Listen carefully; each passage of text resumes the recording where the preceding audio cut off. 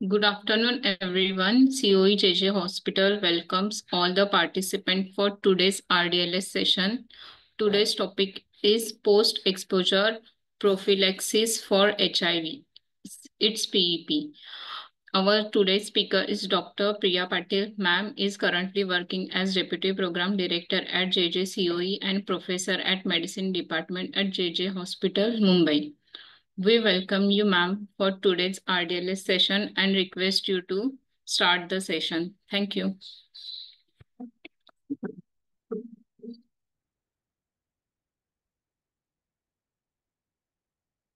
Good afternoon, everybody. So we begin our session. I'll be taking the lecture in Marathi. So I thank ITech for giving me this opportunity. And today आज आपण post exposure prophylaxis या विषयावर चर्चा करणार आहोत. तर आजच्या सेशनचे objectives काय आहेत? Risk of transmission of HIV through occupational exposure, म्हणजे व्यावसायिकरित्या जे पण हेल्थकेअर वर्कर्स आहेत त्यांना HIVचं काय रिस्क ऑफ ट्रान्समिशन आहे. त्यानंतर first aid after occupational exposure. Occupational म्हणजे एक्सपोजर म्हणजेच कोणाला निडल इंजुरी किंवा कुठल्याही प्रकारचं पेशंटचं एक्सपोजर झालं जेव्हा आपण आपलं ड्युटी करत असतो त्यावेळेला एक्सपोजर झाल्यावर फर्स्ट एड काय करायची हे सगळ्या आपल्या ART टीमना, सगळ्या स्टाफ नर्सेसना सगळ्यांना माहीत पाहिजे. मग अशा पेशंटला जेव्हा ऑक्युपेशनल एक्सपोजर होतं आणि असा एक व्यक्ती येते आपल्याकडे, फॉर एक्झाम्पल स्टुडंट असतात, स्टुडंट नर्स असते, तर त्यांचं समुपदेशन म्हणजे काउन्सिलिंग कसं करायचं. त्यानंतर प्रिस्क्रिप्शन ऑफ PEP ड्रग्स, म्हणजे पोस्ट एक्सपोजर प्रोफिलॅक्सिससाठी आपण जे ड्रग रेजिमेंट वापरणार आहे त्याचं प्रिस्क्रिप्शन देणं ते काय असतं आणि फॉलोअप प्रोसिजर काय असते ते आपण बघणार आहोत. यातलं पुष्कळसं सगळ्यांना तुम्हाला माहीतच आहे, पण त्याचं वारंवार आपल्याला रिव्हिजन करायला लागेल, कारण हे माहीत असून सुद्धा पुन्हा पुन्हा काही चुका होत असतात. म्हणून ह्या ज्या गोष्टी आहेत हे सगळं आपल्याला व्यवस्थित माहीत असेल तर मग आपण ज्या व्यक्तीला हे ऑक्युपेशनल एक्सपोजर झालंय त्याचा व्यवस्थित आपण मॅनेजमेंट करू शकतो. त्याच्यानंतर प्रिव्हेन्शन ऑफ ऑक्युपेशनल एक्सपोजर्स, म्हणजे हे ऑक्युपेशनल एक्सपोजर हे निडल स्टिक इंजुरी या सगळ्या होऊ नये म्हणून काय करायला पाहिजे हे पण अतिशय जाणून घेणं महत्त्वाचं आहे. कारण पुष्कळसे आपले हेल्थकेअर जे ARTचे टीम आहेत, जसे लॅब टेक्निशियन म्हणा किंवा स्टाफ नर्सेस, ते सुद्धा ब्लड कलेक्शन करत असतात, तर त्यामुळे त्यांना माहीत पाहिजे की आपण हे प्रिव्हेंट कसं करायचं. त्यानंतर documentation of occupational exposures reported to ART centre, जे काही ऑक्युपेशनल एक्सपोजरचे केसेस ART सेंटरला रेफर करणार येतात त्यांची व्यवस्थित कशी नोंद करायची त्याची पण आपण चर्चा करणार आहोत.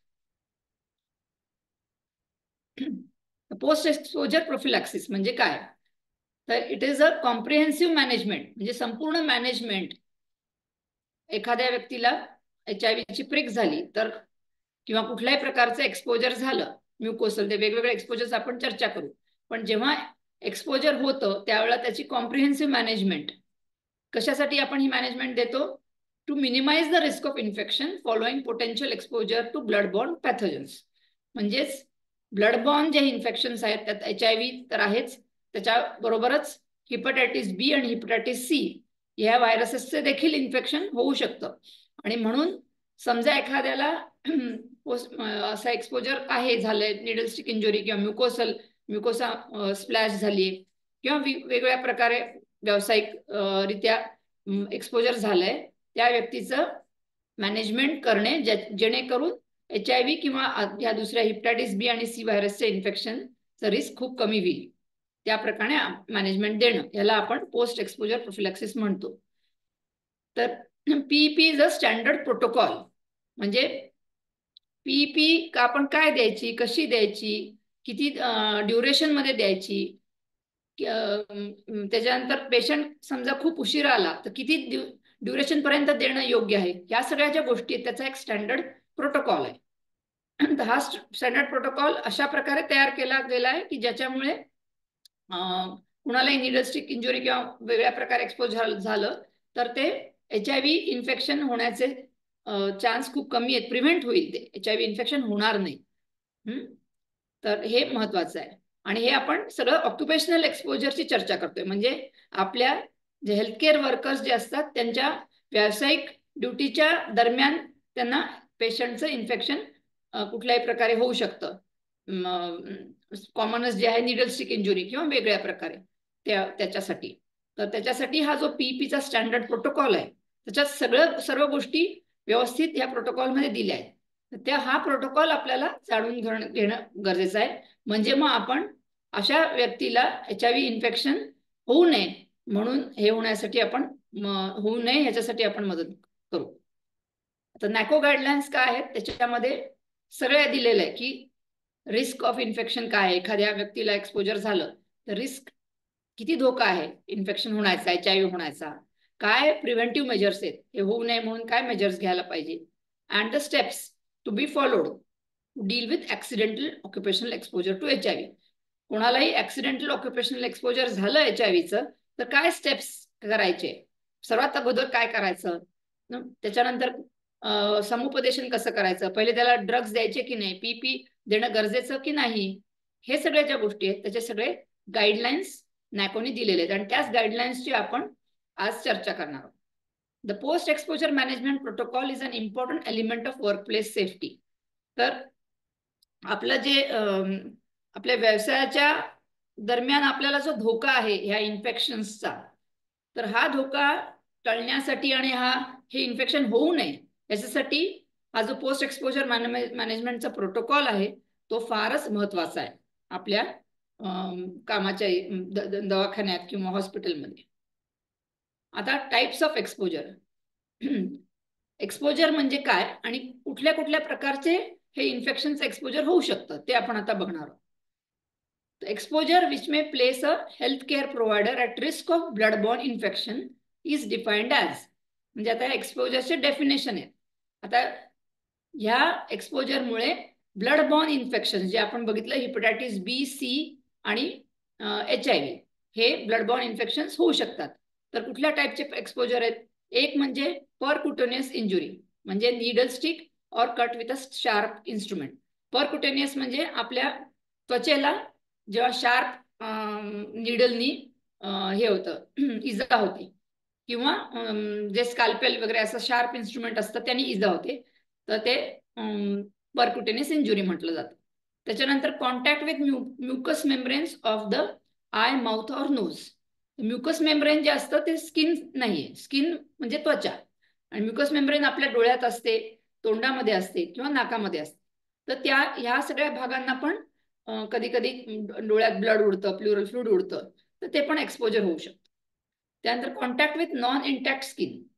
आता इंटॅक्ट स्किन म्हणजे जी त्वचेला काही जखम नाहीये किंवा ती त्वचा नॉर्मल आहे त्याला आपण इंटॅक्ट स्किन म्हणतो. आणि नॉन इंटॅक्ट स्किन म्हणजे त्वचेला काही हे आहे डर्माटायटिस, म्हणजे स्किनचे काही इन्फेक्शन म्हणा किंवा डर्माटायटिस आहे, किंवा ती स्किन थोडीशी तिथे जखमेमुळे ती इंटॅक्ट नाहीये, अशा वेळेला ते एक प्रकारचं एक्सपोजर असतं.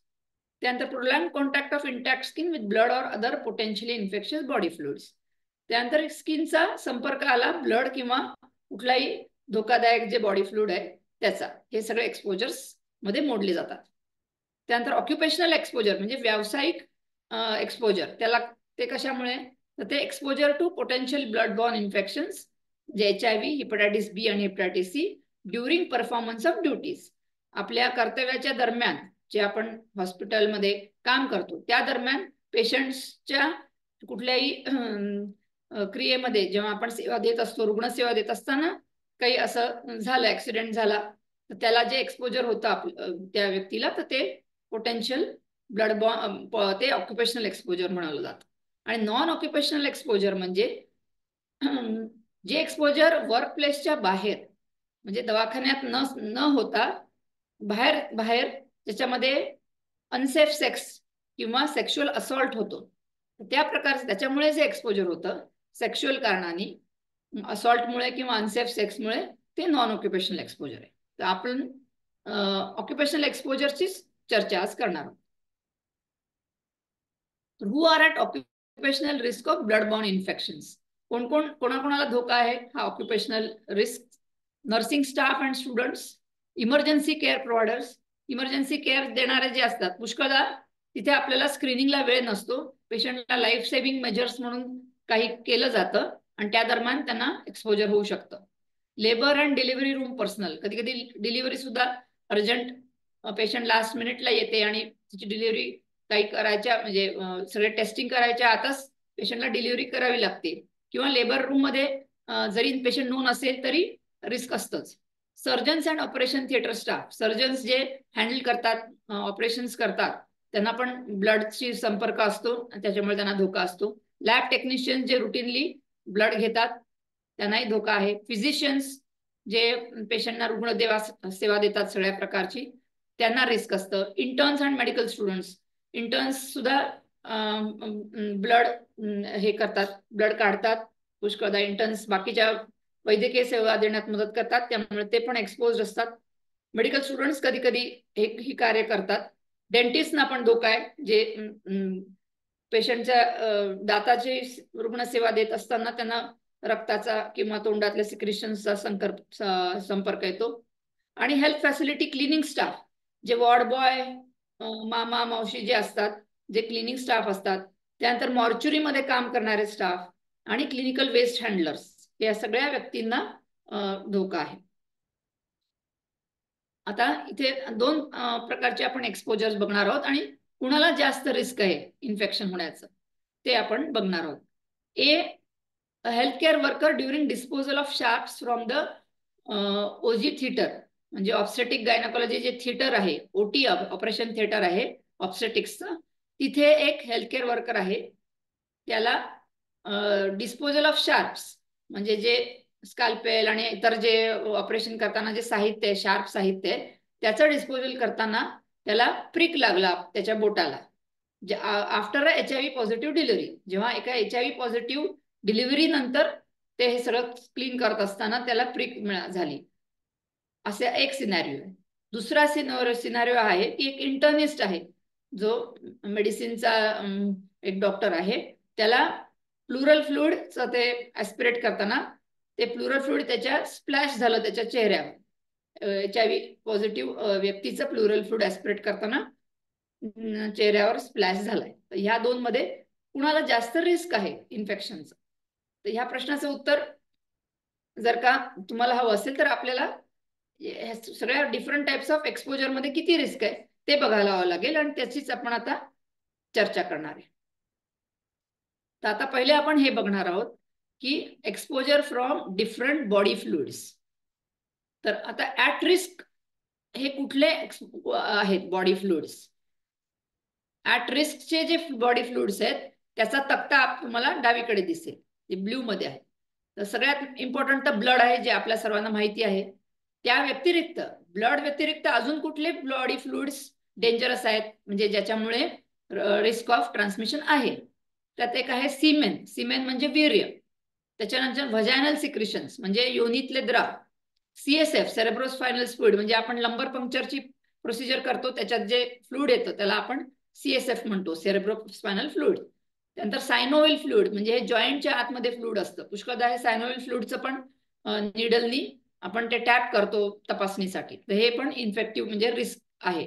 प्लुरल फ्लुइड जे आपण आता बघितलं, प्लुरल फ्लुइड म्हणजे फुफ्फुसांच्या वरती जे मेम्ब्रेन असतं तर त्याच्यामध्ये जो द्राव असतो त्याला प्लुरल फ्लुइड म्हणतात. पेरिटोनियल फ्लुइड हे पोटाच्या ह्याच्यामध्ये असतं. पेरिकार्डियल फ्लुइड हे हृदयाच्या बाहेरचं जे मेम्ब्रेन असतं त्याच्यामधला जो द्राव असतो, पेरिकार्डियल फ्लुइड, तो इन्फेक्शनमुळे होऊ शकतो, तर ते पेरिकार्डियल फ्लुइड. एमनिओटिक फ्लुइड म्हणजे गर्भजल. तर हे सगळ्या बॉडी फ्लुइड्स आहेत जे ते सगळे ऍट रिस्क बॉडी फ्लुइड्स आहेत, म्हणजे ह्या सगळ्या बॉडी फ्लुइड्समुळे HIV ट्रान्समिशन होऊ शकतं जेव्हा या फ्लुइड्सचा संपर्क ह्याच्यामध्ये व्यावसायिक एक्सपोजर म्हणून झाला तर. Other body fluids contaminated with visible blood, म्हणजे आता कुठलंही बॉडी फ्लुइड ज्याच्यामध्ये रक्त दिसून आलंय म्हणजे ते रक्ताने दूषित आहे. फॉर एक्झाम्पल आपण इकडे बघतो, उजव्या साईडला बघतोय की हे body fluids not at risk आहेत, पण जर का युरिन मध्ये जे मूत्र जे आहे त्याच्यामध्ये जर का रक्त असेल तर ते पण ॲट रिस्क होईल. म्हणजे ब्लड जेव्हा कंटॅमिनेट करतं कुठल्याही बॉडी फ्लुइडला, तर ते रिस्क होतं. आता जे नॉट ॲट रिस्क कुठले फ्लुइड्स आहेत, म्हणजे ज्याच्यामुळे काही इन्फेक्शनचा धोका नाही, ते म्हणजे अश्रू. म्हणजे समजा HIV चा पेशंट आहे आणि त्याच्या अश्रूशी संपर्क आला तर त्या अश्रूंमध्ये व्हायरस नसतो. त्याच्यानंतर घाम, अश्रू, घाम, मूत्र, विष्ठा म्हणजे युरिन आणि फिसिस, सलायवा म्हणजे थुंकी किंवा तोंडातली लाळ, आणि स्पुटम म्हणजे थुंकी किंवा घशातला कफ जो असतो, फुफ्फुसातला कफ जो बाहेर येतो खोकल्यामधनं, त्याला स्पुटम म्हणतो आपण. त्यानंतर वॉमिटस म्हणजे उलटी. तर हे उलटी, अश्रू, घाम, मूत्र, विष्ठा आणि थुंकी, लाळ ह्या सगळ्या गोष्टींमध्ये व्हायरसचं एवढं प्रेझेन्स नसल्याने ते फ्लुइड्स नॉट ॲट रिस्क आहेत. फक्त जेव्हा ते रक्ताने दूषित नसतील तेव्हा. या कुठल्याही फ्लुइडमध्ये जर का रक्त असेल तर मात्र ते ॲट रिस्क फ्लुइड होतील. त्याच्यामुळे जेव्हा आपलं एक्सपोजर असतं ते कशाने झालं, कधी कधी नातेवाईक येतात की ते युरिन बॅग हे करताना, एम्प्टी करताना त्यांचा हाताचा संपर्क त्या युरिन उडलं हातावर. तर इथे आपल्याला माहिती आहे की युरिन हे एक सेफ फ्लुइड आहे. हे आपल्याला सगळ्या हे पूर्णपणे माहीत पाहिजे की कुठले फ्लुइड ॲट रिस्क आहेत आणि कुठले फ्लुइड नॉट ॲट रिस्क आहे. त्याच्यानंतर HIV transmission risk by different routes. आता कुठल्या रूट ऑफ ट्रान्समिशन मध्ये रिस्क जास्त आहे ते आपण बघणार आहे. तर ब्लड ट्रान्सफ्युजन, समजा एखादा ब्लड आहे जे HIV पॉझिटिव्ह, म्हणजे आपण तर सगळे टेस्टिंग करतोच, पण एखाद्या वेळेला विंडो पिरियडमध्ये ते ब्लड असेल आणि त्याच्यामुळे डिटेक्ट झाले नाहीत अँटीबॉडीज, तसं ट्रान्सफ्युजन समजा कुणाला मिळालं तर तिथे HIV ट्रान्समिशनचं रिस्क मोर दॅन 90% आहे. म्हणून ब्लड ट्रान्सफ्युजन कम्प्लिटली सेफ नाहीये आणि म्हणूनच आपण ब्लड ट्रान्सफ्युजन हे फक्त जेव्हा अगदीच गरजेचं आहे तरच देतो. तर ब्लड ट्रान्सफ्युजन सर्वात जास्त रिस्क आहे, मोर दॅन 98%, कारण डायरेक्ट आपण ते ब्लडमध्ये देतोय. त्याच्यानंतर सगळ्या अजून रिस्क आहे ते mother to child without any intervention. म्हणजे आईला HIV आई बाधित आहे HIVनी आणि मग बाळाला काय रिस्क आहे, जर का तिने ART घेतली नाही किंवा काही इंटरव्हेन्शन झालं नाही तर मग तशा HIV बाधित आई ते त्या बाळाला जे ट्रान्समिशन आहे ते 20 ते 40% एवढं हाय आहे, एवढं जास्त ट्रान्समिशनचं रिस्क आहे. त्याच्यानंतर शारीरिक संबंधाद्वारे जे रिस्क आहे ते 0.1 to 1% एवढं आहे. त्याच्यामध्ये योनीद्वारे संबंध जो आहे ते 0.05 to 0.1%, आणि गुदद्वारे संबंध आहे तो जास्त आहे, त्याचा रिस्क 0.065% to 0.5% आहे. त्यामुळे गुदद्वाराचा जे सेक्स आहे त्याच्यामध्ये जास्त रिस्क आहे. आणि मग मुखाचे जे संबंध आहे तोंडाद्वारे त्याच्यात कमी रिस्क आहे, 0.005 to 0.01%. त्याच्यानंतर इंजेक्टिंग ड्रग यूज, म्हणजे जे ड्रग अब्युजर्स असतात, जे IV ड्रग्स घेतात, त्यांच्यामध्ये पण सिग्निफिकंट रिस्क आहे, 0.67%. निडल स्टिक एक्सपोजर, जसं एक HIVचं ब्लड प्रिक झाली, ब्लड निडल स्टिक इंजुरी झाली तर 0.3% एवढं रिस्क आहे. Mucous membrane splash to eye oronasal, जे म्युकस मेम्ब्रेनला एक्सपोजर झालं म्हणजे डोळ्यामध्ये किंवा तोंडाच्या त्वचेत किंवा नाकामध्ये तिथे एक्सपोजर झालं तर ते कमी रिस्क आहे, 0.09%. मग अशी आपण जी केस बघितली, who is at a higher risk of infection. एक सिनेरियो होता की इंटर्निस्टच्या तोंडावर प्लुरल फ्लुइड आहे, त्याच्यात इंटॅक्ट स्किन असेल तर त्याच्यामध्ये काहीच रिस्क नसतं आणि डोळ्यात फ्लुइड घेतलं तर ते 0.09% आहे. पण जे केसमध्ये त्याला प्रिक बसली बोटाला, sharp injury, needle stick injury झाली, त्याच्यामध्ये 0.3% आहे. म्हणजेच ज्या व्यक्तीला निडल स्टिक इंजुरी प्रिक झाली त्याला जास्त रिस्क ऑफ इन्फेक्शन आहे. दोघांमध्येही रिस्क आहे पण निडल स्टिक वाल्याला जास्त आहे. तर risk depends on type of body fluid. आपण आताच बघितलं बॉडी फ्लुइड कुठलं आहे, ॲट रिस्क वाला आहे की नॉट ॲट रिस्क वाला आहे, आणि मग रूट ऑफ कॉन्टॅक्ट और एक्सपोजर, या गोष्टींवर जो धोका अवलंबून आहे. आता सेकंड केस आपण बघूयात. A medical officer presents to emergency care for evaluation of needle stick injury that occurred 2 days ago while inserting an intravenous line to a HIV positive patient. तर हा मेडिकल ऑफिसर इमर्जन्सी केअर मध्ये देताना IV line insert करत असताना त्याला needle stick injury झाली, पण ती 2 दिवसापूर्वी झाली. आता आपण इथे PEP देऊ शकतो काय, म्हणजे किती इंटरव्हल पर्यंत आपण PEP देऊ शकतो याचं आपल्याला ज्ञान पाहिजे, ते आपण बघणार आहोत. Things to know before starting PEP. What is the risk for contracting HIV? काय रिस्क आहे HIV कॉन्ट्रॅक्ट करण्याचं? Are there factors that might affect this risk? कुठले फॅक्टर्स आहेत जे ह्या रिस्क ज्याच्यावर हे रिस्क अवलंबून आहे? How effective is PEP? PEP किती उपयोगी आहे? Is it too late to start PEP? आता याच्यात 2 दिवसांनी पेशंट आलाय, हे खूप लेट झालं का? What are the drawbacks of starting PEP? PEPचे काय प्रॉब्लेम्स आहेत किंवा काय डिसएडव्हान्टेजेस आहेत? Which regimen should be considered?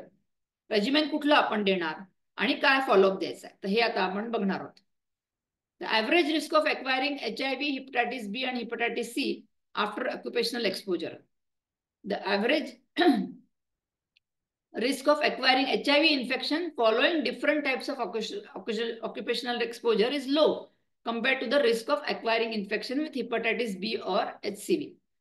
याचा अर्थ काय की HIV इन्फेक्शन होण्याचं रिस्क कमी असतं कुठल्या एक्सपोजर झाल्यानंतर. HIVचं रिस्क हे कोणाच्या तुलनेमध्ये कमी आहे? हेपॅटायटिस बी आणि हेपॅटायटिस सीच्या तुलनेमध्ये खूप कमी आहे. आपण आता बघितलं तर परक्युटेनियस इंजुरी म्हणजे निडल स्टिक इंजुरी समजा झाली तर HIVचं रिस्क आत्ताच आपण बघितलं 0.3%, म्हणजे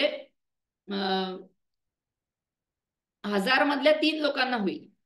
पण हेपॅटायटिस बीचं एक्सपोजर किती आहे? 9 ते 30%, म्हणजे 100तल्या 9 ते 100तल्या 30 लोकांना हे रिस्क म्हणजे इन्फेक्शन होऊ शकतं. म्हणजेच याचा अर्थ हेपॅटायटिस बीचं रिस्क हे खूप जास्त आहे. आणि हेपॅटायटिस सी याचं पण रिस्क HIV पेक्षा जास्तच आहे, 1 to 1.8%. तर म्हणूनच हेपॅटायटिस बीचं व्हॅक्सिन घेणं हेल्थकेअर वर्कर्सनी हे अत्यंत गरजेचं आहे. म्हणजे व्हॅक्सिन घेतल्याने आपण हे प्रिव्हेंट करू शकतो. त्यानंतर म्युकस मेम्ब्रेन एक्सपोजरचं HIVचं रिस्क आहे ते फक्त 0.09% आहे, जे निडल स्टिक पेक्षाही कमी आहे. आता risk factors for sero conversion म्हणजे कुठल्याही निडल स्टिक इंजुरी नंतर HIV पॉझिटिव्ह होण्याचे जास्त चान्सेस कशामध्ये, कुठल्या रिस्क फॅक्टरमध्ये आहे? तर एक म्हणजे डीप इंजुरी, म्हणजे खूप सखोल इजा झाली असेल तर तिथे ऑड्स रेशो हे 15 म्हणजे 15 पट जास्त रिस्क असतं जेव्हा सखोल इंजुरी असते तिथे.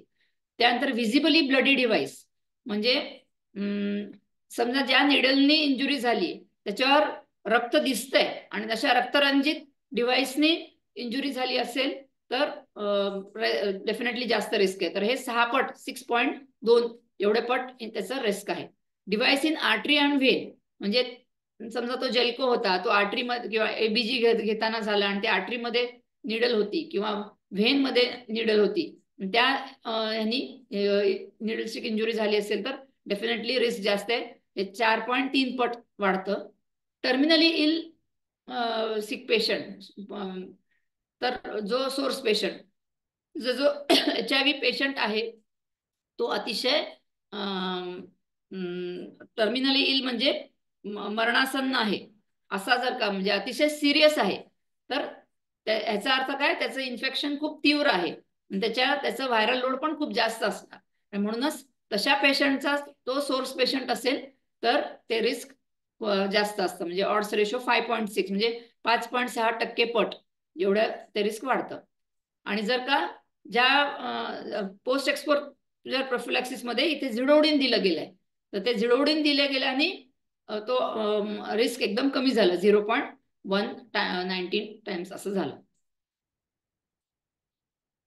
अदर लाईकली रिस्क फॅक्टर्स एक म्हणजे व्हायरल लोड, पेशंटचा व्हायरल लोड जास्त असेल तर ट्रान्समिशन होण्याचं रिस्क जास्त आहे. ग्लोव्ह वापरणे, समजा ग्लोव्ज घालून ब्लड घेतलं तर जी निडल स्टिक इंजुरी होईल ती ग्लोव्जच्या द्वारे होईल. पहिले ग्लोव्ज फाटेल आणि मग त्या ग्लोव्हमधनं स्किनवर जाईल तर तिथे 50% decrease in volume of blood transmitted, हे जर्नल ऑफ इन्फेक्शियस डिझीज मध्ये हे पब्लिश केलं गेलं ही फॅक्ट, की रिस्क खूप कमी होतं. 50%पेक्षा जास्त ते व्हॉल्यूम ऑफ ब्लड ट्रान्समिटेड ते कमी होऊन जातं. म्हणून नेहमी कुठल्याही पेशंटचं ब्लड घेताना ग्लोव्ज घालणं हे अतिशय गरजेचं आहे. त्यानंतर hollow bore versus solid bore, म्हणजे जी निडल जी आहे ती पोकळ आहे का ती सॉलिड आहे. पोकळ नीड म्हणजे जी ब्लड आपण ड्रॉ करताना वापरतो ती निडल, आणि सॉलिड बोर म्हणजे सुचर करतो जेव्हा टाके घालतात स्किनला, तर ती सॉलिड बोर निडल असते. सॉलिड बोर निडलचं रिस्क कमी आहे. त्याच्यानंतर large diameter needles weekly associated with increase risk, ज्या निडल्सचं डायमीटर जास्त असतं तर त्यांच्यामध्ये इन्क्रीज रिस्क असतं. ड्राईंग कंडिशन्स म्हणजे ब्लड वाळून गेलं, समजा ते इक्विपमेंट आहे त्याच्यावरचं ब्लड समजा वाळलेलं असेल तर मग इन्फेक्टिव्हिटी खूप कमी होते. So 10-fold drop in infectivity every 9 hours. तर प्रत्येक 9 तासानंतर इन्फेक्शनचे चान्स 10 पट कमी होऊन जातात. तर कारण वाळलेल्या ज्या ब्लडमध्ये तो व्हायरस सर्व्हाइव्ह होत नाही. याच्या उलट हेपॅटायटिस बी आणि सी हे खूप प्रदीर्घ काळ इव्हन ब्लड वाढलं तरी ते व्हायरस सर्व्हाइव्ह होतात, ते इन्फेक्टिव्ह अवस्थेत असतात. म्हणून त्याच्यामध्ये जास्त चान्स आहे इन्फेक्शनचा हेपॅटायटिस बी आणि सी मध्ये. आता management of the expose person, समजा एखाद्या पेशंटला निडलस्टिक इंजुरी झाली तर काय त्याच्यात स्टेप्स आहेत, आपण मगाशी बघितलं काय स्टेप्स ते आपल्याला माहित पाहिजे. स्टेप 1 म्हणजे management of exposure site, first aid आपण काय देणार. स्टेप 2 एस्टॅब्लिश एलिजिबिलिटी फॉर पीपी, म्हणजे ह्या पेशंटमध्ये पीपी देणं गरजेचं आहे का नाही हे आपण ठरवणार. स्टेप 3 काउन्सिलिंग फॉर पीपी, आपण काय समुपदेशन देणार आहे, कारण ती व्यक्ती घाबरलेली असते, त्यांना वाटतं की आता आपल्याला HIV होणार. जे स्पेशली स्टुडंट असतात त्यांना एवढं माहीत नसतं, त्यांना एवढं नॉलेज नसतं, मग ते अतिशय अँझायटीमध्ये जातात. तर ते आपल्याला इम्पॉर्टंट आहे की त्या व्यक्तीशी बोलून त्यांना त्यांचं काउन्सिलिंग करणं, त्यांना धीर देणं.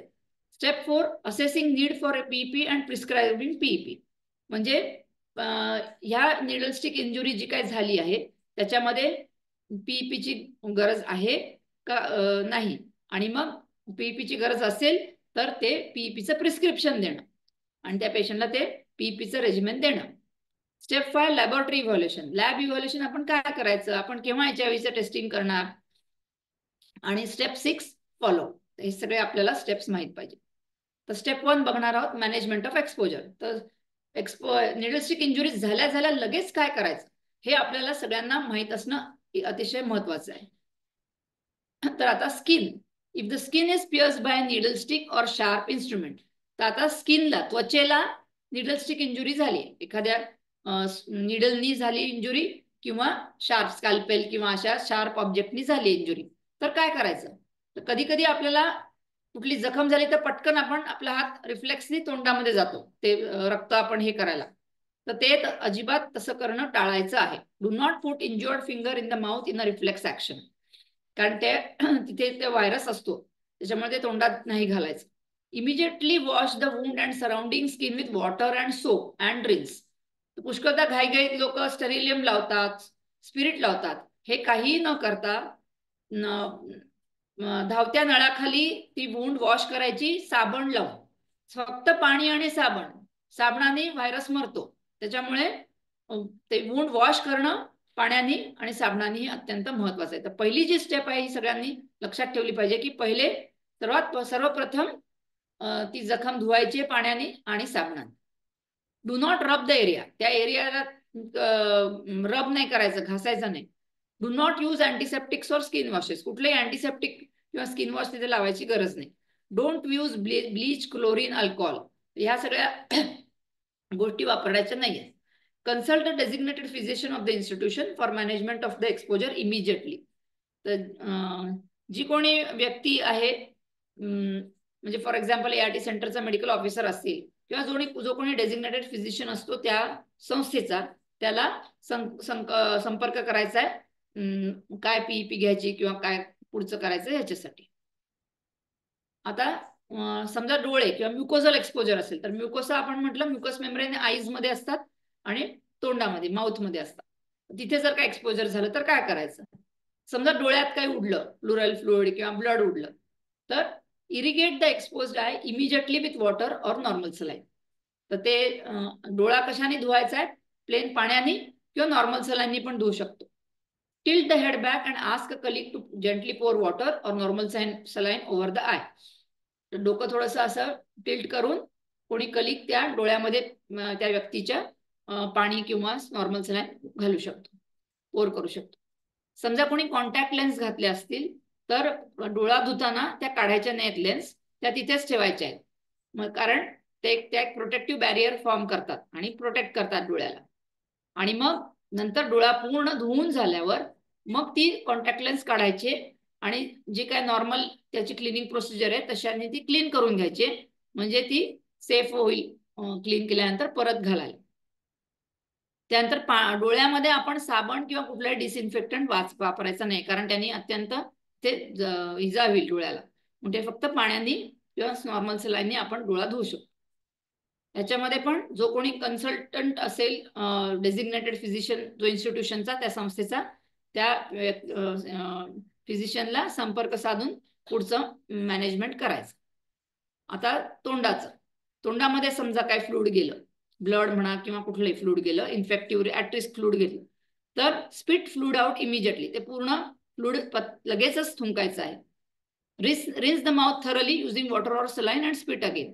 तर परत मग तोंडाने पूर्ण गुळण्या करायच्या पाण्याने आणि सलाईननी आणि परत थुंकायचं आहे. ते कुठलंही गिळायचं नाही, ते सगळं थुंकून द्यायचं आहे.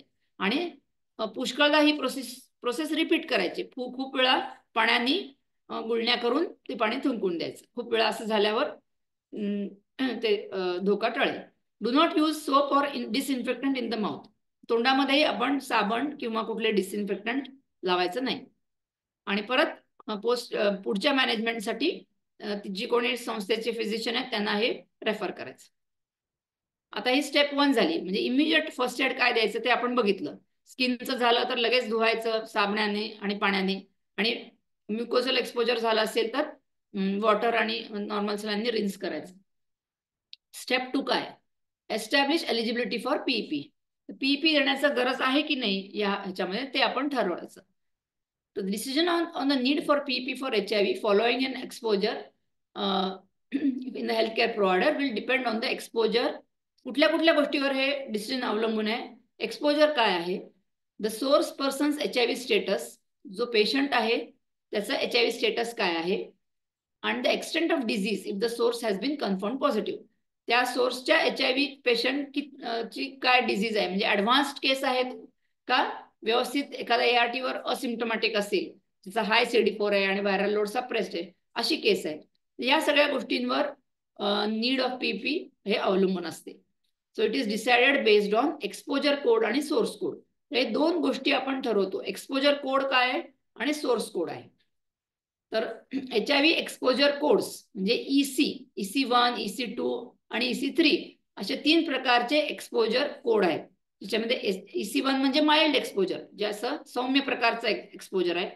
EC2 म्हणजे मॉडरेट एक्सपोजर कोड, म्हणजे जे मध्यम प्रकारचं एक्सपोजर आहे.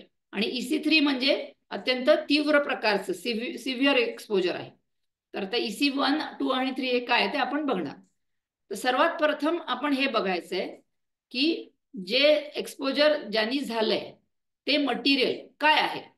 म्हणजे ते मटेरियल ब्लड आहे का, ब्लडी फ्लूइड आहे किंवा अदर पोटेन्शियली इन्फेक्टेड मटेरियल आहे, और instrument contaminated with one of this substances. पहिलं तिथे आपण बघायचं की कुठल्या मटेरियलनी एक्सपोजर झाले आणि ते मटेरियल पोटेन्शियली इन्फेक्शियस आहे का. आपण सगळे चर्चा केली कुठले बॉडी फ्लुइड्स हे धोकादायक आहेत. तर ब्लड तर आपल्याला माहितीच आहे. ब्लडी फ्लुइड म्हणजे कुठलंही फ्लुइड जे ब्लडनी दूषित आहे, आणि अदर पोटेन्शियल इन्फेक्टेड मटेरियल जे आपण मगाशी सगळे प्लुरल फ्लुइड, CSF, गर्भजल हे सगळे इन्फेक्टेड मटेरियल्स असतात. तर तसं आहे. त्याचं उत्तर येस असेल तर मग आपण व्हॉट टाईप ऑफ एक्सपोजर, जे माइल्ड आहे का, मॉडरेट आहे का, सिव्हिअर, ते बघणार. आता समजा त्याचं उत्तर नो असेल तर तिथे PEP नॉट रिक्वायर्ड. उदाहरण म्हणून सांगते की परवाच एक स्टुडंट नर्स माझ्याकडे आली आणि तिने सांगितलं की पेशंटचा जेल्को ब्लॉक होता आणि ते पुश करायला तिने थोडं सलाईन घेतलं त्याच्यामध्ये सिरिंजमध्ये, आणि ते त्या जेल्कोमध्ये ती पुश करायला बघत होती आणि तो ब्लॉक होता, HIV पॉझिटिव्हचा होता.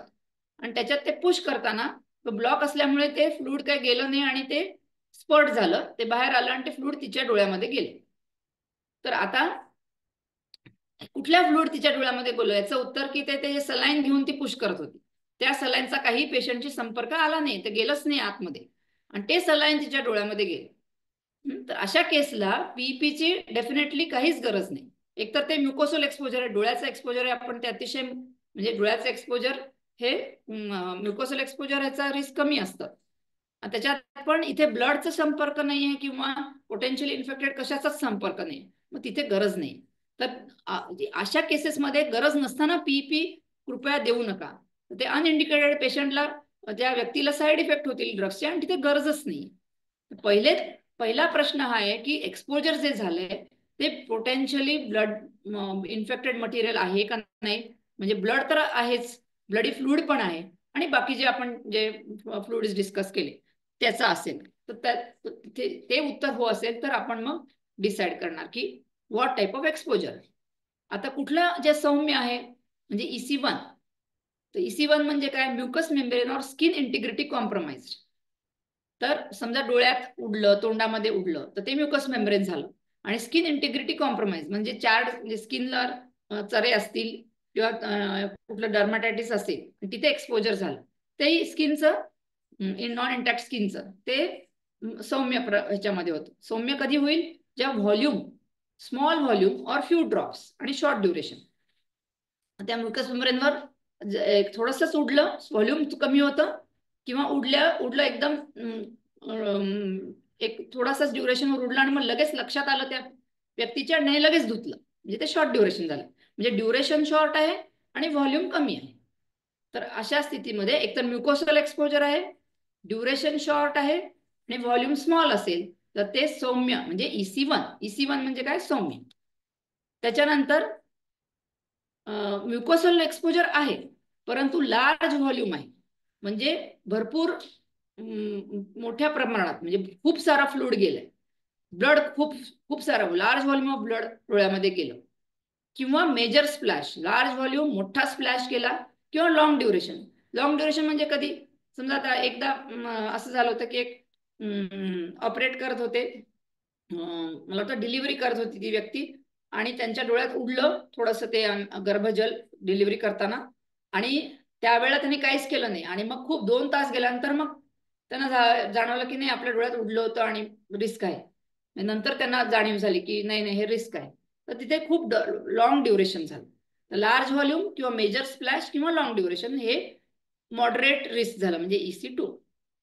त्यानंतर इंटॅक्ट स्किन म्हणजे त्वचा जिथे मध्ये काही नॉर्मल त्वचा, जिथे जखम नाहीये, चारिंग नाहीये, म्हणजे चरे नाहीयेत, काहीच नाही, इथे जर का किती पण ब्लड पडो किंवा कुठलंही इन्फेक्टिव्ह फ्लूइड पडो, स्किन मधनं व्हायरस आत जात नाही. तर हे तुम्हाला ठामपणे सांगतं. कधी कधी ते व्यक्ती घाबरलेली असते, नाही एवढं मोठं खूप सारं ब्लड पडलं, खूप सारं जरी ब्लड पडलं तरी स्किन मधनं व्हायरस आत जाऊच शकत नाही. तिथे नो पीपी रिक्वायर्ड. त्याला प्लीज कृपया अशा एक्सपोजरला पीपी प्रिस्क्राईब करायची नाही आपल्याला. त्यानंतर परक्युटेनियस एक्सपोजर, त्याची सिव्हिरिटी परत 2 प्रकारची, एक मॉडरेट आणि सिव्हिअर. सो लेस सिव्हिअर कुठलं, सॉलिड निडल असेल and superficial scratch, that is EC2. More severe is hollow bore needle, जी पोकळ निडल असते, and deep injury, that is severe exposure EC3. तर हे आता एक्सपोजर कोड्स आहेत, EC1, EC2 आणि EC3. तेच आपण इथे चार्ट आहे. Mild exposure to mucous membrane or non-intact skin with small volume, contact with eyes or mucous membranes or subcutaneous injections following small bore needles. Moderate exposure to mucous membrane with large volume or percutaneous superficial exposure with solid needle, example a superficial cut or needle stick injury penetrating glow, immoderate झालं. आणि severe percutaneous exposure with large volume, like examples accident with a high caliber needle, 18G. 18G is a very big size needle, visibly contaminated with blood, हे एक severe exposure झालं. A deep wound, एकदम सखोल जखम आहे, hemorrhagic wound and or very painful, so transmission of significant volume of blood, this is severe exposure. आणि accident with material that has previously been used इंट्राव्हिनसली और intra आर्टिरियल. कुठलंही material जे IV और intra आर्टिरियल अशी जे इक्विपमेंट आहे ते वापरलं गेलं आणि त्यांनी एक्सपोजर झालं. त्यानंतर wearing of gloves is one of the standard workplace precautions, but glove punctures do happen. Gloves खूप प्रोटेक्टिव्ह आहेत, कधी कधी ग्लोव्ह फाटून पंक्चर पण होऊ शकतात, पण ह्याच्यामध्ये रिस्क ट्रान्समिशन हे कमी होतं ग्लोव्ज घातल्याने. आणि जेव्हा रक्त जे ड्राय होतं ड्राईड कंटॅमिनेटेड ब्लड, त्यांनी ट्रान्समिशन रिस्क HIV मध्ये खूप वीक होतं, खूप कमी होतं, पण हेपॅटायटिस B आणि HCV मध्ये हे रिस्क कमी होत नाही, कारण हे व्हायरसेस बॉडीच्या बाहेर खूप वेळ सर्व्हाइव्ह करू शकतात.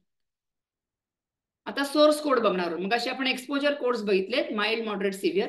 आता सोर्स कोड, सोर्स ऑफ एक्सपोजरचं HIV स्टेटस. सोर्स ऑफ एक्सपोजरचं HIV स्टेटस निगेटिव्ह असेल तर NACO protocol says that PEP is not required. कधी कधी डॉक्टर्स येतात ही शंका घेऊन की ती व्यक्ती विंडो पिरियड मध्ये असेल तर काय, तर मग तिथे आपण असंच सांगणार आहोत की HIV निगेटिव्ह पेशंटला NACOच्या गाईडलाईन्स प्रमाणे PEP देणं गरजेचं नाही. आपण इथे NACOचा प्रोटोकॉल म्हणून सांगायचं, हे NACOचे गाईडलाईन्स. NACO गाईडलाईन्स प्रमाणे no HIV negative patient needlestick समजा झाली तर there PEP is not required. मग HIV पॉझिटिव्ह असेल सोर्स पेशंट तर तिथे HIV सोर्स कोड 1 म्हणजे low titre exposure. Asymptomatic, high CD4 count. Patient asymptomatic असेल, त्याचा CD4 काउंट हाय आहे, व्हायरल लोड सप्रेस्ड आहे, तर ते HIV सोर्स कोड 1 होतो. High titer exposure, advance disease, low CD4 count. पेशंटला अतिशय ॲडव्हान्स्ड HIV कंडिशन आहे, खूप सारे OIs आहेत, त्याचा CD4 काउंट खूप लो आहे, व्हायरल लोड खूप हाय असेल तर तिथे HIV सोर्स कोड 2 असतं. आणि HIV स्टेटस समजा अननोन असेल तर HIV सोर्स कोड आपण अननोन म्हणतो. तर आता recommendations for PEP for health care personal based on exposure and HIV source codes. जर एक्सपोजर कोड 1 असेल म्हणजे अतिशय सौम्य एक्सपोजर, जे आपण एक्झाम्पल काय बघितलं की एकच थेंब समजा प्लुरल फ्लुइड डोळ्यात गेलाय आणि लगेच धुतलं, जे शॉर्ट एक्सपोजर आहे. आणि सोर्स कोड 1 म्हणजे पेशंट असिम्प्टोमॅटिक आहे, त्याचा CD4 चांगला आहे, अतिशय माइल्ड म्हणजे त्याची स्टेज एकदम ॲडव्हान्स नाहीये, तिथे फक्त त्या सिच्युएशन मध्ये एकाच रेकमेंडेशन PEP नॉट वॉरंटेड. म्हणजे माइल्ड म्युकोझल एक्सपोजर असेल आणि सोर्स कोड 1 असेल पेशंटचा, फक्त तिथे आपण PEP नाही देण्याचं म्हणजे PEP देणं गरजेचं नाही, नॉट वॉरंटेड. पण बाकी सगळ्या इंडिकेशन्स मध्ये आपण PEP रेकमेंडेड करणार. म्हणजे काय की एक्सपोजर कोड 1 आणि सोर्स कोड 2. एक्सपोजर कोड 1 म्हणजे म्युकोसल एक्सपोजर, स्मॉल व्हॉल्यूम जरी असेल, शॉर्ट ड्युरेशन असेल, पण सोर्स कोड 2 आहे म्हणजे ॲडव्हान्स HIV असेल, तिथे आपण PEP देणारच आहोत. एक्सपोजर कोड मग 2 किंवा 3 म्हणजे मॉडरेट किंवा सिव्हिअर कोड हे असेल, रिस्क असेल, आणि सोर्स कोड काही पण असेल 1, 2 किंवा 1 and 2, तिथे आपण PEP रेकमेंड देणार आहोत. आणि PEP आपण केव्हा ड्युरेशन काय देणार आहे, PEP is recommended for 28 days, 28 दिवस आपल्याला PEP द्यायची. आता समजा एक्सपोजर कोड 2 आणि 3 आहेत आणि सोर्स कोड अननोन असेल. जेव्हा सोर्स कोड अननोन असेल तर त्या एरियामध्ये जर का HIV प्रिव्हेलन्स हाय असेल, तर मुंबईच्या ठिकाणी HIVचा प्रिव्हेलन्स जास्त आहे आणि हॉस्पिटलमध्ये झालंय तर रिस्क जास्त आहे, तर तिथे पण आपण PEP देऊ शकतो 28 days. स्टेप 3, तर काउन्सिलिंग काय करणार PEPच्या. तर तो जो ज्या व्यक्तीला निडलस्टिक इंजुरी झाली आहे त्या व्यक्तीला आपण बरोबर व्यवस्थित इन्फॉर्मेशन द्यायला पाहिजे की काय PEP आहे, PEP म्हणजे काय, रिस्क आणि बेनिफिट्स काय आहेत पोस्ट एक्सपोजर प्रोफिलॅक्सिसचे, ते सगळं एक्सप्लेन करून एक इन्फॉर्म कन्सेंट घ्यायला लागतं. आणि आपण हे क्लिअर करायला पाहिजे की PEP ही मॅन्डेटरी नाही आहे, पण घेणं गरजेचं आहे. घेणं का गरजेचं आहे की त्या व्यक्तीचा रिस्क, जो धोका आहे HIV इन्फेक्शन होण्याचा, तो पूर्णपणे टळेल, तो प्रिव्हेंट होईल, कमी होईल. त्यानंतर details of window period, baseline test, drugs जे काय वापरतात ते सगळं आपण समजावून सांगणं महत्वाचं आहे. एफिकसी आणि सेफ्टी या आपण जे ड्रग्स देणार आहोत त्याचं. त्यानंतर त्या व्यक्तीला समुपदेशन करणं गरजेचं आहे की सेफ सेक्शुअल प्रॅक्टिसेस करायला लागतील टिल बोथ बेसलाईन आणि 3 months HIV test are found to be negative. त्यानंतर जर का ब्रेस्ट फिडिंग करत असेल ती व्यक्ती, स्त्री असेल आणि ब्रेस्ट फिडिंग किंवा प्रेग्नन्सी असेल, तर त्याच्यामध्ये सेफ्टी ऑफ युझिंग पीईपी च्याबद्दल त्यांना शंका असतील, ते सगळं त्यांना काउन्सिलिंग करणं गरजेचं आहे. त्यानंतर सायकोलॉजिकल सपोर्ट हा अत्यंत इम्पॉर्टंट आहे. आपल्याला माहित असतं की प्लुरल फ्लूइड डोळ्यात उडल्याने काही एवढं रिस्क नाहीये, पण ती ज्या व्यक्तीला होतं तो जरी इंटर्न कोणी ज्युनियर डॉक्टर असेल किंवा स्टुडंट नर्स असेल, तर ते खूप अँझायटी होईल त्यांना किंवा त्या डिप्रेशनमध्ये जातील. त्यांना वाटतं की आता आपल्याला HIV होणार आणि झालं, सगळं संपलं. तर त्याच्यामुळे फार गरजेचं आहे की त्यांना आपण सायकोलॉजिकल सपोर्ट द्यावा लागेल आणि पूर्णपणे काउन्सिलिंग करूनही जर का पेशंटला खूप अँझायटी असेल, तर स्पेशलाइज सायकोलॉजिकल सपोर्ट देणं गरज होऊ शकते. त्यानंतर त्या व्यक्तीला आपण रिस्क आणि measures to help the and relieve part of the anxiety हे सांगणं इम्पॉर्टंट आहे. In case exposed persons opts out of PEP even after intensive counseling, he should be advised for testing of HIV, HCV, hepatitis B at baseline 6 weeks, 12 weeks and 24 weeks. समजा त्या व्यक्तीने नकार दिला पूर्ण counselling करू नये की आम्हाला नाही घ्यायचं, तर केव्हा केव्हा टेस्टिंग करायचं आहे हे आपल्याला सांगणं गरजेचं आहे की बेसलाईन टेस्टिंग, मग 6 आठवडे, 12 आठवडे आणि 24 आठवडे. Documentation on record and timely reporting, सगळ्या गोष्टींचं डॉक्युमेंटेशन.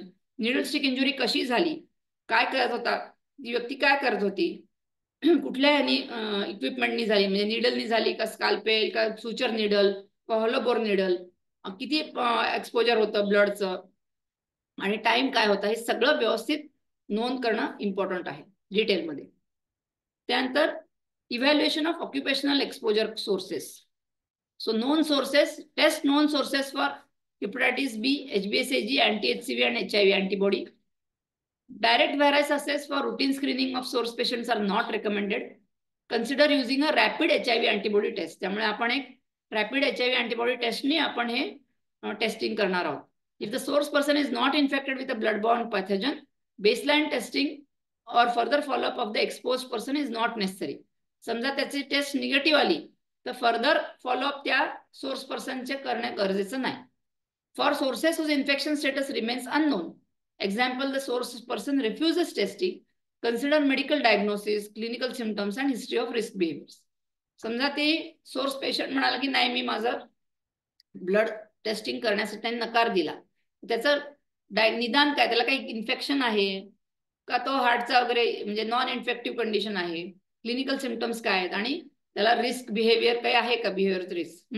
समजा ती व्यक्ती म्हातारी असेल, 80 वर्षाची आणि हार्ट पेशंट असेल, तर काय तसं अशा पेशंटचा HIV असण्याचा रिस्क खूप कमी आहे. त्याप्रमाणे आपण हे बघायला लागेल. Do not test discarded needles for blood borne pathogens. म्हणजे जे डिस्कार्डेड निडलनी समजा इंजुरी झाली, तर त्या निडलचं टेस्टिंग करायचं नाही. Unknown sources. For unknown sources, evaluate the likelihood of exposure to a source at high risk for infection. So consider likelihood of blood-borne pathogen infection among patients in the exposure setting.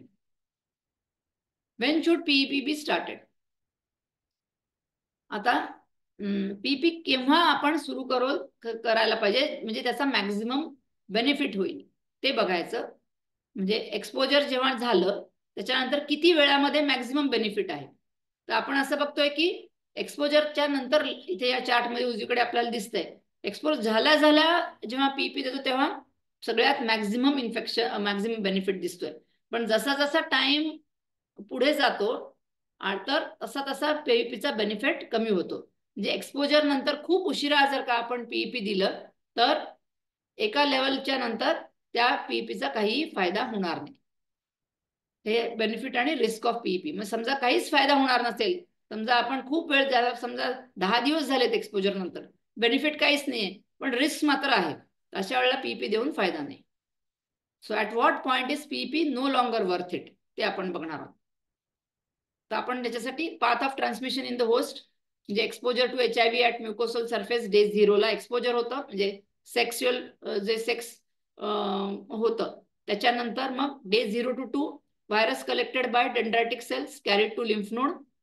Day 4 to 11 HIV replicates in CD4 cells. CD4 cell मध्ये त्याचं multiply होतं आणि मग blood मध्ये release होतं day 4 to 11 मध्ये. आणि day 11 onwards virus spreads to other organs, brain, spleen, lymph nodes इथे तो व्हायरस स्प्रेड होतो. The timing of PEP, what is the evidence? Animal models and animal PEP studies suggest substantially less effective beyond 24 to 36 hours. म्हणजे 24 ते 36 तासानंतर मग PEP इनइफेक्टिव्ह होते. तेव्हा जेव्हा 0 to 2 आपण बघितलंय की ह्याच्यामध्ये ह्या डेंड्रायटिक सेल्स व्हायरस कलेक्ट करतात आणि मग ते लिम्फ नोडमध्ये जातात. ह्या स्टेजच्या अगोदरच जेव्हा जर का PEP दिली तरच त्याचा म्हणून फायदा जास्त होतो. Case control study, most subjects in each group received PEP within 4 hours. 4 तासाच्या आत जेव्हा PEP मिळते तेव्हा त्याचा मॅक्सिमम बेनिफिट होतो. Analysis of PEP failures does not suggest a clear cutoff. Clear cutoff असा कुठल्या स्टडीमध्ये नाही. त्याच्यानंतर हाऊ लॉंग शुड PEP बी ॲडमिनिस्टर्ड. तर एक जी प्राण्यांवर ही झाली क्लिनिकल ट्रायल झाली त्याच्यामध्ये जी काही प्रकारची माकडं होती ते देवर इनॉक्युलेटेड विथ सिमियन व्हायरस SIV इंटरव्हेनसली आणि त्यांना इन्फेक्शन IV SIVचं दिलं गेलं आणि मग PEP initiated 24 hours post inoculation सगळ्यांना आणि PEP ॲडमिनिस्टर्ड फॉर 3, 10 or 28 days. आपण बघतो की त्याच्यामध्ये दिसतंय त्या टेबलमध्ये की ज्यांना फक्त 3 दिवस PEP दिली त्याच्यामध्ये sero conversion rate was as high as 50%. पण ज्यांना 10 दिवस दिलं त्याच्यामध्ये सिरो कन्व्हर्शन रेट म्हणजे इन्फेक्शन होण्याचा रेट 25% एवढा खाली आला. आणि मग ज्यांना 28 days PEP मिळाली त्यांच्यामध्ये सिरो कन्व्हर्शन रेट हा 0 झाला. म्हणजे 28 दिवस दिल्यानंतर सिरो कन्व्हर्शन हे नील झालं. सो अॅनिमल मॉडेल्समध्ये हे बघितलं की 28 days more effective than 10 days or 3 days of PEP. 4 weeks, that is 28 days used in case control study and recommended by CDC guidelines. म्हणून आपण 28 days देतो. The key considerations while prescribing PEP. PEP should be started preferably within 72 hours of exposure. 72 hours चा आपण cut off ठेवलाय की preferably 72 hours म्हणजे 3 दिवस 72 hours आतच आपण PEP द्यायला पाहिजे. If healthcare personnel presents after 72 hours of exposure, PEP can still be used after counseling about its effectiveness. समजा 3 दिवसानंतर आला ती व्यक्ती तर मग आपण काउन्सिलिंग करायचं की आता जास्त काही फायदा नाहीये पण साईड इफेक्ट्स तरी होऊ शकतात. ती व्यक्ती जर का तयार असेल घ्यायला तर आपण तरीही PEP 72 तासांतरी देऊ शकतो. PEP should be made available in the emergency department, labor room, intensive care units and operation theaters. या सगळ्या ठिकाणी PEP उपलब्ध असायला पाहिजे कारण इथेच हे एक्सपोजरचे ऍक्सिडेंट्स होऊ शकतात. The exposed person should go to the designated clinic or officer at the earliest for a complete risk assessment, HIV counseling, testing and PEP. ज्या व्यक्तीला एक्सपोजर झालाय निडल स्टिकचा ऍक्सिडेंट झालाय त्यांनी जितक्या लवकर शक्य तितक्या लवकर ह्या सगळ्या असेसमेंटसाठी काउन्सिलिंगसाठी आणि PEP साठी त्या व्यक्तीकडे जायला पाहिजे जी डेसिग्नेटेड व्यक्ती आहे त्या हॉस्पिटलची जो ऑफिसर आहे. All hospital staff members must know whom to report to for PEP and where PEP drugs are available. त्यानंतर considerations for prescribing PEP. PEP should be started as soon as possible. तर जितक्या लवकर PEP आपण देऊ तितकं अधिक चांगलं. Ideally within 2 hours 2 तासाच्या आत किंवा झाल्या आपण दिलं तर त्याचा सगळ्यात सर्वोत्तम फायदा होतो. आणि preferably within 72 hours of exposure based on eligibility assessment. If the healthcare provider presents after 72 hours of exposure PEP can still be used after counselling about its effectiveness. हे आपण मगाशी बघितलं. Prophylaxis need to be continued for 4 weeks. 4 आठवडे आपण हे PEP prophylaxis देणार आहोत. Counselling to be done also by prescribing doctor. जो मेडिकल ऑफिसर आहे SMO किंवा MO त्यांनी काउन्सिलिंग करायचं आहे. In cases of sexual assault PEP should be given to the exposed person as a part of the overall package of post sexual assault care. आता आपल्याकडे post sexual assault बरेचसे येतात medical कॉलेजेसमध्ये. हे common आहे. जे ART सेंटर्स मेडिकल कॉलेजेसना अटॅच्ड असतात तिथे त्यांना हे सगळं अवेअरनेस पाहिजे. आणि all paediatric sexual assault cases need to be notified to the concerned authority or nodal officer in that state as per the POCSO Act. हे इम्पॉर्टंट आहे. पीडियाट्रिक जे सेक्शुअल असॉल्ट केसेस त्यांचं रिपोर्टिंग झालं पाहिजे आणि त्यांच्यामध्ये पण PEP आपण द्यायला हवं. आता व्हॉट आर द रेजिमेंट्स आपण काय देणार आहोत. अडोलसंट्स आणि अडल्ट्स ह्या एज ग्रुपमध्ये म्हणजे more than 10 years of age आणि more than 30 kg weight. इथे प्रिफर्ड रेजिमेन आहे TLD, जे आपलं फर्स्ट लाईन रेजिमेन आहे टिनोफोविर, लॅमिडोन, डोल्टाग्रवेचं जे फिक्स डोस कॉम्बिनेशन आहे 1 टॅबलेट OD. TLD 1 OD हे आपण ॲडोलसंट आणि ॲडल्ट्सना देणार आहोत. आणि alternate regimen if the preferred regimen is not available or contraindicated. तर हे समजा अवेलेबल नाहीये किंवा समजा पेशंटला रिनल इश्यूज आहेत, मग टिनोफोर देता येत नाही, त्याच्यामध्ये काय आपण देणार, तर किंवा दुसरं काही कारण असेल त्याच्यामध्ये काय ऑप्शन्स आहेत, तर TL with lopinavir, ritonavir. So TL lopinavir regimen हे आपण देऊ शकतो किंवा TLE देऊ शकतो. हे दुसरे पर्यायी रेजिमेंट्स आहेत. त्यानंतर चिल्ड्रन म्हणजे लहान मुलांमध्ये more than 6 years of age and more than 20 kg weight. ह्या एज ग्रुप मधल्या मुलांमध्ये ज्यांचं 20 किलोपेक्षा जास्त वजन आहे आणि मोर दॅन 6 years, त्यांच्यामध्ये ZLD रेजिमेन म्हणजे झेडलचा dosages as per weight band with dolutegravir 50 mg 1 tablet OD. जर का हिमोग्लोबिन तिथे 9 grams पेक्षा कमी असेल तर अबाकाविर, लॅमोडिन आणि DTG. सेम वे जर का क्रिएटिनिन हाय असेल तर आपण अबाकाविर, लॅमोडिन, DTG देऊ शकतो ॲडल्ट मध्ये पण 1 टॅबलेट OD. चिल्ड्रन लेस दॅन 6 years और लेस दॅन 20 kg वेट, तिथे आपण ZL, lopinavir, ritonavir as per dosage as per weight band देणार. आणि जर का HB लेस दॅन 9 ग्रॅम असेल तर abacavir, lamivudine with lopinavir, ritonavir dosages as per weight band. परत आपण तेच बघणार आहोत की first dose of PEP should be given लगेचच विदिन 2 hours आपण द्यायचं आहे, प्रिफरेबली विदिन 72 hours द्यायचं आहे. Healthcare provider should be counselled about the safety of the PEP drugs and duration of PEP is 28 days regardless of PEP regimen. कुठलंही regimen असेल ते आपण 28 दिवस देणार आहे. Situation which require an expert opinion, कुठे आपल्याला एक्सपर्ट ओपिनियनची गरज असेल, कुठल्या सिच्युएशन मध्ये गरज लागेल. जर का HIV स्टेटस इज अननोन, मग केस टू केस बेसिस मध्ये ठरवता येईल depending on the severity of exposure and epidemiological likelihood of HIV transmission, that is prevalence in the area. Do not delay PEP initiation in cases of known or suspected pregnancy. समजा जे expose व्यक्ती आहे ते pregnancy status आहे किंवा non pregnancy आहे किंवा suspected आहे, तर तिथे म्हणून जस्ट बिकॉज ऑफ प्रेग्नन्सी आपण PEP डिले करायचं नाहीये. Breast feeding issues in the expose, breast feeding जरी करत असेल, प्रेग्नंट जरी असेल तरी TLD हे सेफ आहे आणि तिथे आपण दिलंच पाहिजे. Source patient is on ART और possibly has HIV drug resistance.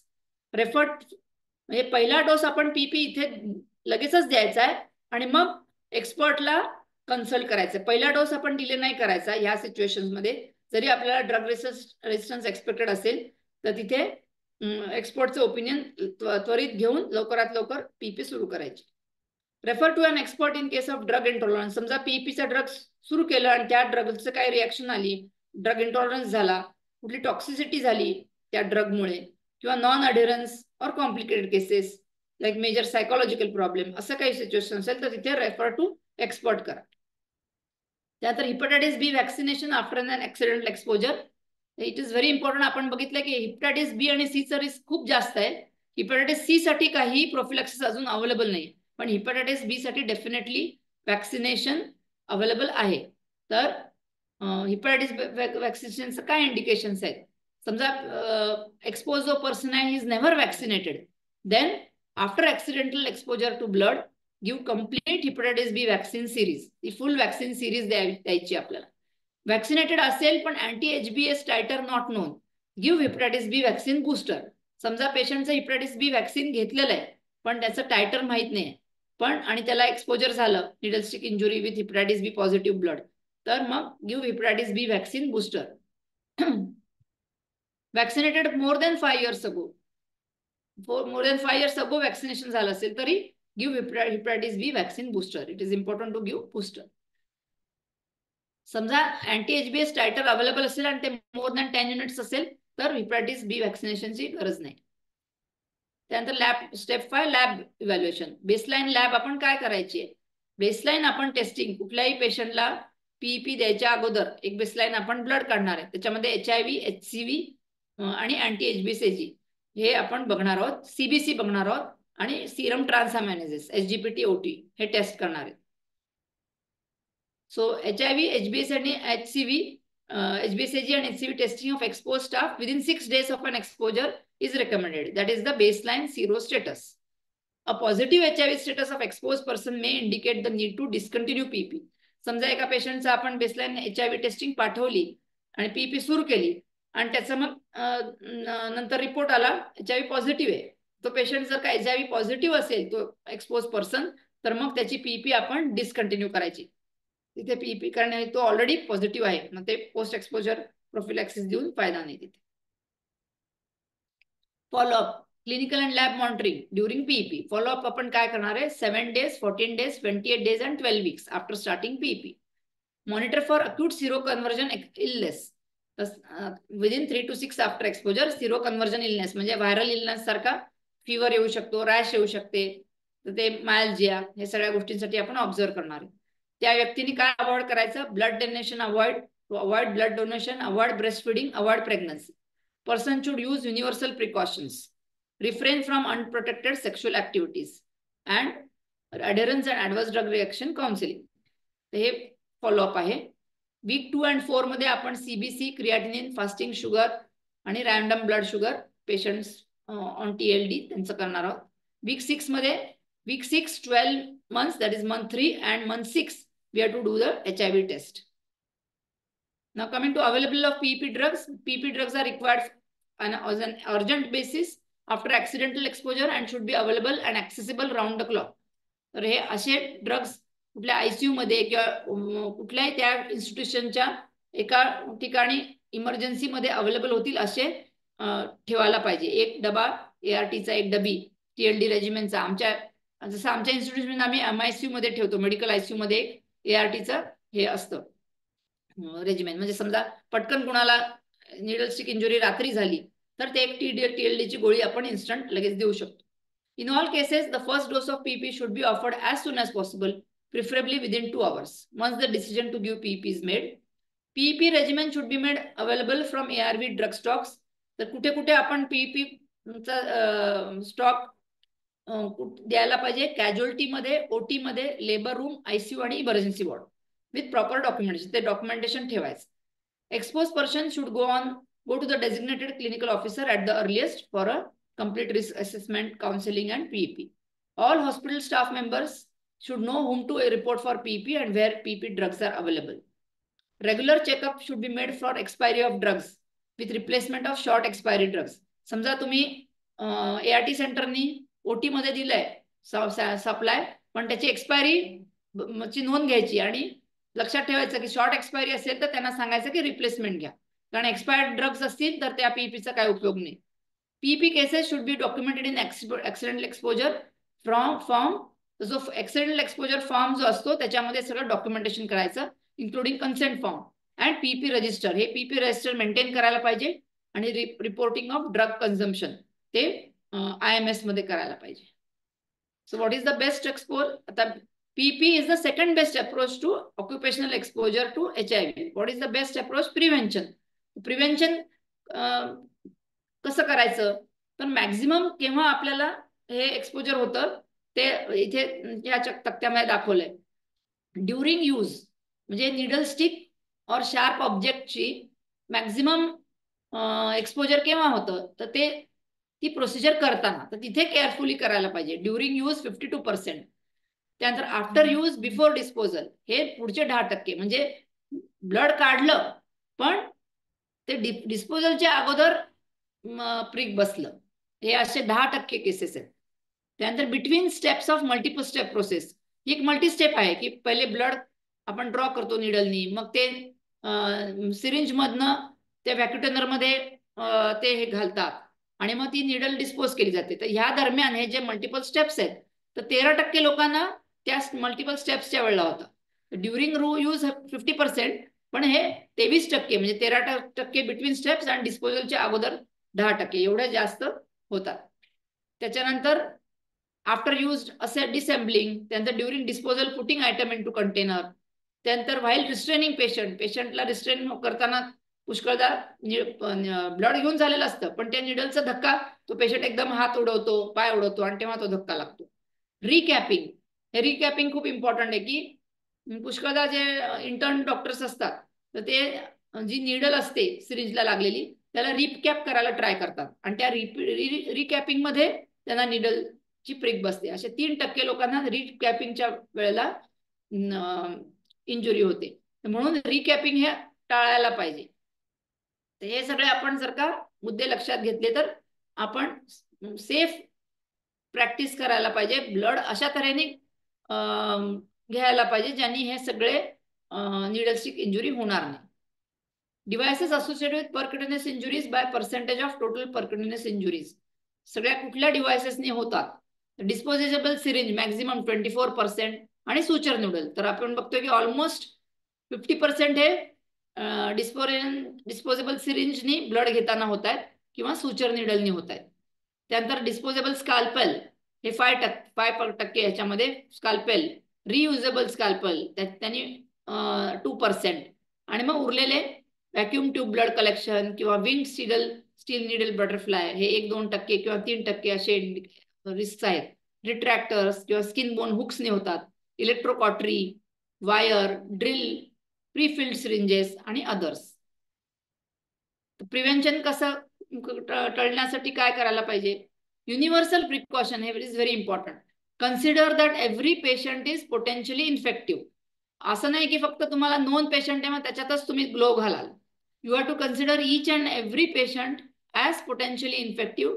प्रत्येक पेशंटमध्ये आपण पोटेन्शियली इन्फेक्टिव्ह असं कन्सिडर करून ग्लोव्ज घालणे, केअर घेणे, केअरफुली ब्लड ॲस्पिरेट करणे, रिकॅपिंग न करणे, ह्या सगळ्या गोष्टी ज्या आहेत त्याला आपण म्हणतो युनिव्हर्सल प्रिकॉशन्स. म्हणजे प्रत्येक पेशंटमध्ये आपण प्रिकॉशन घेणार आहे universally. So primary prevention, avoid occupational exposure to blood and other potentially infected material. त्याच्यामध्ये very important to use personal protective equipment आणि say no to recapping of needle. आपण उजवीकडे बघतोय खाली की रिकॅप करतायत निडलला, तर हे कधीही रिकॅपिंग करायचं नाही. आणि मॅक्झिमम आमच्याकडे इंटर्न्स असेच येतात, काय करत होता ते निडलला रिकॅपिंग करतात, त्याच्यामध्ये होते. हे recapping should be completely avoided. So universal precaution आपण बघतोय. Always use protective wear, eye should be protected. Eye shield घालायचं किंवा ते जे स्पेक्टॅकल्स मिळतात प्रोटेक्टिव्ह इक्विपमेंट मध्ये ते घालायचे. आय शील्ड, मास्क वापरणे, ग्लोव्ज घातलेत, यूज ॲटलीस्ट सिंगल किंवा double gloves. Consider all blood sample infectious. आता इथे इन्फेक्शियस जे ब्लड सॅम्पल हँडल करतायत त्यांनी ग्लोव्ज घातलेत. Follow universal precaution practices. आपण बघतोय खाली की प्लुरल टॅप प्रोसिजर करताना त्या डॉक्टरने सगळं universal precaution, is wearing gloves, is wearing mask, हे सगळं युनिव्हर्सल प्रॅक्टिसेस आहेत. Safe handling of sharp instruments. जे काय शार्प इन्स्ट्रुमेंट्स असतात, नीडल्स, स्कॅल्पेल्स, शार्प सिझर्स, तर त्याचं हँडलिंग एकदम सेफली व्हायला पाहिजे with gloves. Use needle destroyers. म्हणजे डिस्पोजलसाठी निडल डिस्ट्रॉयर्स जर का यूज केले तर डिस्पोज करताना प्रिक होण्याचे चान्सेस कमी होतील. Lastly key points. Make HIV transmission to the health care personnel a minimum possibility.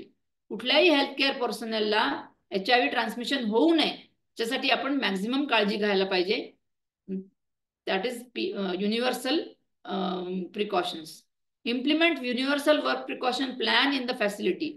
तर हे युनिव्हर्सल वर्क प्रिकॉशन्स हे आपण आपल्या सगळ्या हेल्थकेअर वर्कर्सना त्यांना ट्रेनिंग द्यायला पाहिजे आणि त्याचं ते इम्प्लिमेंट होत आहेत की नाही ते बघायला पाहिजे. कन्सिडर ऑल पेशंट्स और सॅम्पल्स ॲज पोटेन्शियली इन्फेक्शियस. हे फार इम्पॉर्टंट आहे. आपण बेसावत राहता कामा नये. अरे ह्या पेशंटला is not a known HIV. कुठलाही पेशंट HIV असू शकतो. आपण बघतो की पुष्कळदा असिम्प्टोमॅटिक असतात, सर्जरीला येतात पेशंट, त्यांना माहीत पण नसतं की त्यांना ते इन्फेक्टेड आहेत आणि इन्सिडेंटली डिटेक्ट होतं HIV. त्याच्यामुळे फक्त जे सिक पेशंट आहेत तेच म्हणजे त्यांच्यामध्येच प्रिकॉशन असं नाही.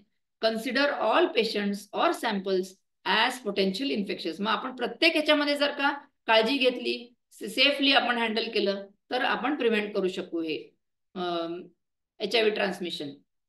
PEP initiation within 2 hours. आता एवढं करू नये, सगळी काळजी घेऊ नये. जर का एक्सपोजर झालं, ऍक्सिडेंट झाला तर मग PEP आपल्याला we have to initiate within 2 hours, preferably within 72 hours, and never to be delayed due to unavailability of the source status or HIV test results.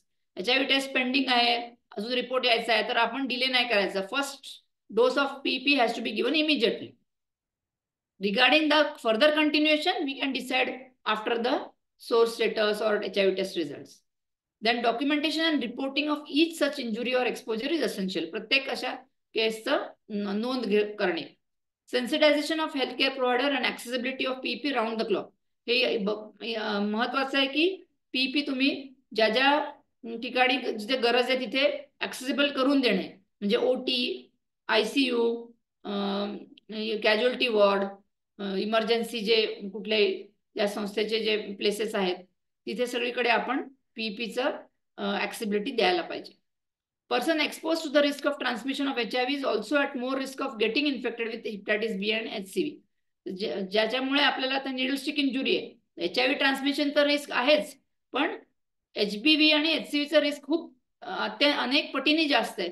त्याच्यामुळे त्या पर्सनचं हेपॅटायटिस बीचं वॅक्सिनेशन स्टेटस आहे का नाही ते पण बघणं गरजेचं आहे. आणि अनवॅक्सिनेटेड नसेल तर वॅक्सिन देणं हेपॅटायटिसचं तेही इम्पॉर्टंट आहे, आणि HCVचं. हे सगळे मुद्दे महत्वाचे आहेत. Thank you for all of your patient hearing. If there are any questions, we can address. Thank you, ma'am, for the wonderful session. I request the participants, if they have any questions, you can either write in the chat box or ask.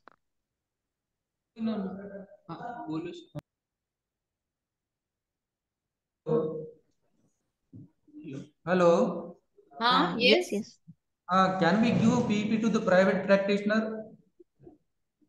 PEP to the private practitioner. Okay. So we can give at least a single, if he has come immediately, we can give one dose at least.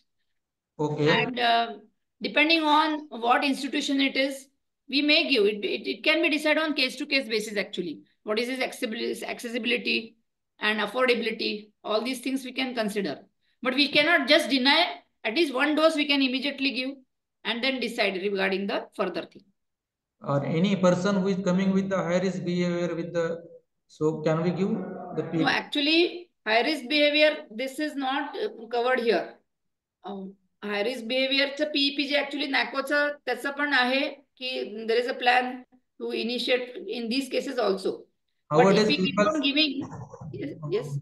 Sorry, nowadays people they are coming and they are just making the show that why you are not giving. So, but as per NACO guidelines, still it is not mandatory to give these cases. It is not allowed. Thank you.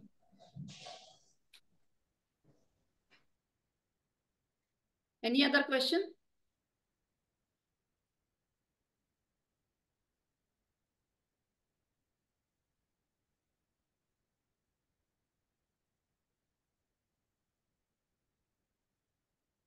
Ma'am, there is a question in the chat box. Okay, yes. Non positive hepatitis B चे prick झाले तर काय precaution घ्यायची? Okay, non hepatitis B पॉझिटिव्हचा prick झाला तर basically ज्याला prick झालाय ती व्यक्ती त्यांनी व्हॅक्सिन घेतलंय की नाही हा महत्वाचा मुद्दा आहे. त्या व्यक्तीने व्हॅक्सिन घेतलं असेल ऑलरेडी, पण ते समजा 5 वर्षापूर्वी घेतलं असेल तर एक बूस्टर डोस लगेच घ्यायचा. आणि जे आपण ऍक्च्युली अशा केसेसमध्ये ज्यांनी व्हॅक्सिन घेतलंय त्यांचा अँटी HBs टायटर बघतो, पण ते टायटर आपण लॅबला पाठवून त्याचा रिपोर्ट यायला वेळ लागेल. तर ते टायटर जर का पेंडिंग असेल तर आपण तिथे पण एक बूस्टर डोस व्हॅक्सिनचा देऊ शकतो लगेचच. तो बूस्टर डोस द्यायचा. आणि खूप जर का लार्ज व्हॉल्यूम एक्सपोजर झालं असेल तर हेपॅटायटिस इम्युनोग्लोब्युलिन पण अवेलेबल असतं, तर ते द्यायचं की नाही ते तिथल्या कुठल्याही जो फिजिशियन अशा याच्यामध्ये त्याचं कन्सल्टेशन घ्यायला पाहिजे. केस टू केस बेसिसवर डिसाइड होईल की हेपॅटायटिस बीचं इम्युनोग्लोब्युलिन देण्याचं गरज आहे का. पण वॅक्सिनेटेड नसेल तर मग पूर्ण व्हॅक्सिनचं स्टेटस तर कम्प्लीट करावंच लागेल. आणि एक्सपोजर जर का हाय रिस्क असेल तर डेफिनेटली तिथे इम्युनोग्लोब्युलिन घेण्याची गरज असते.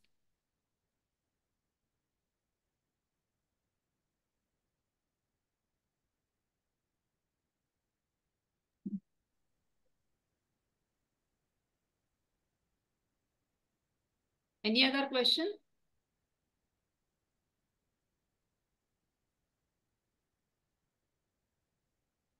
I think, ma'am, there are no other questions. So we can conclude the session. Thank you Yes. for a wonderful session. And I thank all the participants for being patient and attending the session. Thank you so much. Thank you, ma'am.